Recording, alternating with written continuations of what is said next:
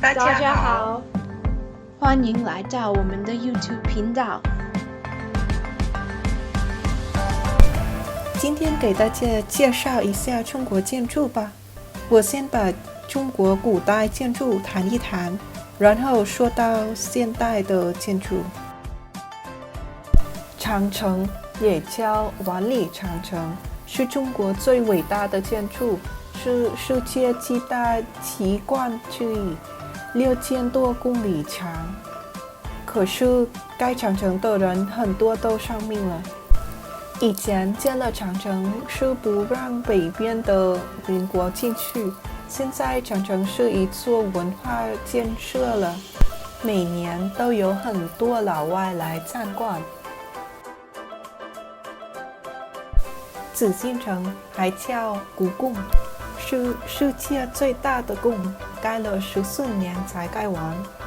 因为根据中国的风水，古代人以皇帝为天子，要在北边，所以门开在南边。进去紫禁城，游客从南往北走，能走过3座最重要故宫的建筑，它们是太和殿、中和殿还有保和殿，都是皇帝工作的地方。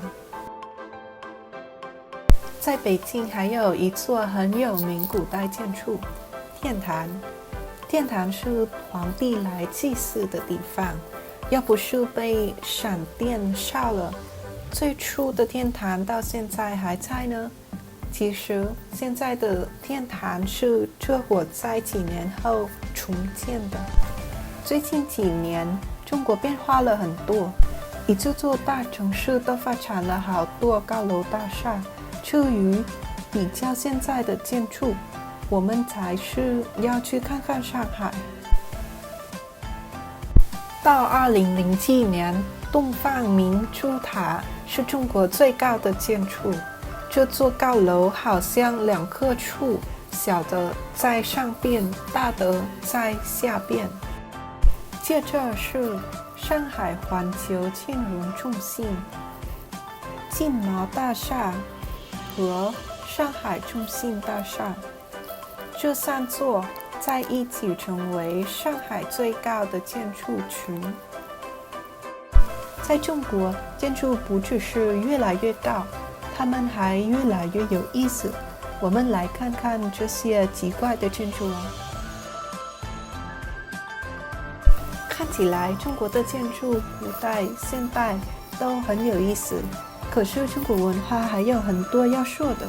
我们来看中国有什么好吃好喝的吧。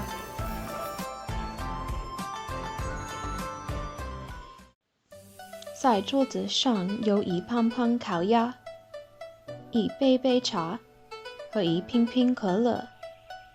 纵观中国东西南北，中国的地区到处都有名菜，都非常好吃。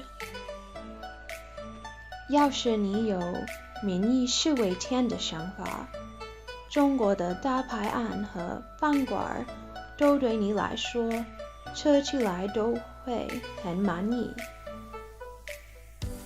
但是不一定对身体健康。每次游客都去北京看长城，可是不少的游客从来没到北京的王府井小吃街。要不是王府井小吃街的大排档价钱很低，有的人根本不会好吃。王府井一天到晚热闹得很，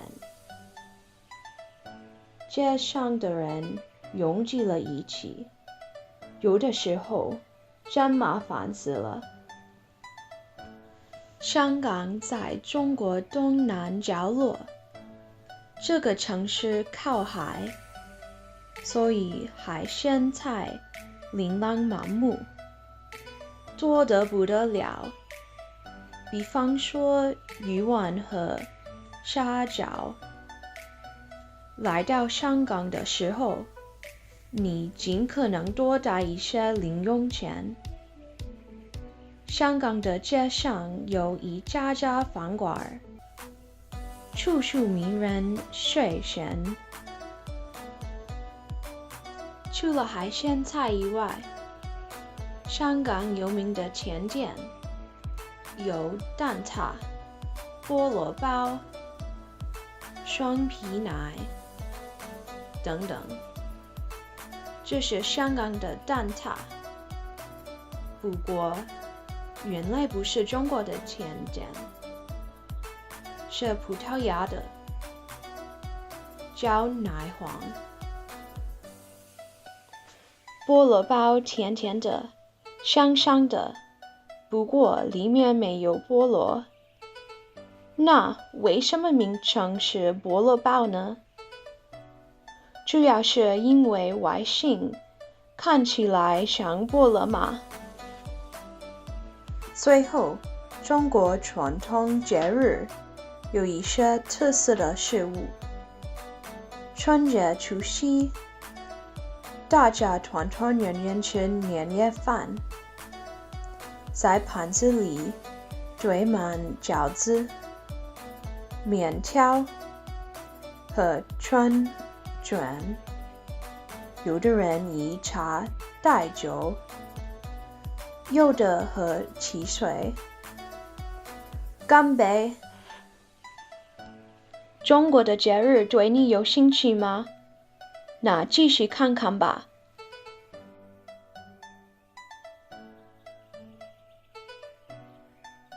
中国的特色是很多传统节日，最重要的是春节、端午节和中秋节。我会说一下关于春节。春节对于中国人来讲是最重要的节日，之所以叫春节，是因为它象征着冬天的结束和春天的开始。春节是公历的1月到2月之间。春节很重要，前一天是除夕，墙上贴着一张是种好福字的纸，上下倒贴的传统是把福字倒贴，表示福到了，象征福到了的意思。下一个节日是中秋节，这个节日是农历8月15。中秋节是团圆的节日，所以美国的感恩节和中国的中秋节有点像。如果你庆祝中秋节，你会看摆着一盘一盘月饼。月饼的传统口味有蛋黄和莲蓉，看起来都是最红的口味。先我会介绍端午节。中国人于5月初5庆祝端午节。中国人庆祝端午节以屈原为英雄。屈原是非常民间诗人，可是他于5月5日这一天投江自尽。要不是人们非常信念他，我们不会人庆祝端午节。在端午节，人们放着煎着，你当然要吃粽子。要不是这样的传统，中国文化就不会那么有意思。请订阅我们的频道。并且按赞、分享。谢谢。